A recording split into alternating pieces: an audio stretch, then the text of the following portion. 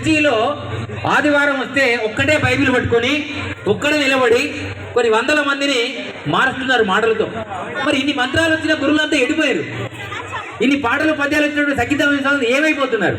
ఇంతమంది ఉండగా కూడా వీళ్ళు ఎందుకు కన్వర్ట్ అవుతున్నారు? కారణం ఒకటే, ఈ ధర్మంలో ఒకటే ఉన్నది, సత్యాన్ని పక్కకు పెడితే అన్ని అసత్యాలే.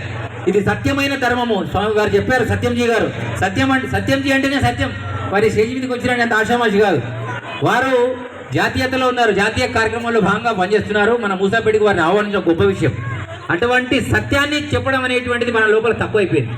ఇప్పుడు పంతులు గారు వచ్చారు, మంత్రాలు చదువుకున్నాం. ఏం చదివాడు? సంస్కృతంలో మంత్రాలు ఉంటాయి, మీ అందరికీ తెలియ రాదు. తెలుగులో అన్నం ఏమంటారో చెప్పండి, ఎవరికి తెలియదు. తెలుగులో అన్నాన్ని పువ్వు అంటారు. మర్చిపోయారు, వీళ్ళని అడుగు. మీ అమ్మ పేరేంటి? మమ్మీ. అర్థమైందా? మమ్మీ లేకపోతే డాడీ లేదా బీడీ. ఇది మన సంస్కృతి. అంటే ఇది నేర్చుకోవద్దని నేను అనడంలే. ప్రపంచ దేశాల నుంచి ఎవడైనా వస్తే ఈ దేశం సంస్కృతి గురించి చెప్పాలంటే మనకి ఇంగ్లీష్ రావాలి. మనకి 22 భాషలు మాట్లాడినటువంటి పివి నరసింహారావు గారు మీకు తెలుసు కదా. చతుర్వేది స్వామి వారు 22 భాషలు మాట్లాడతారు. వారు చతుర్వేది. ఇలాంటి వాళ్ళు చాలా మంది మన దేశంలో ఉన్నారు. సో భాష నేర్చుకోవద్దు అనేది కాదు, భాషతో ఇతరుల దేశానికి ఇతరులకు మన యొక్క సంస్కృతి చెప్పడానికి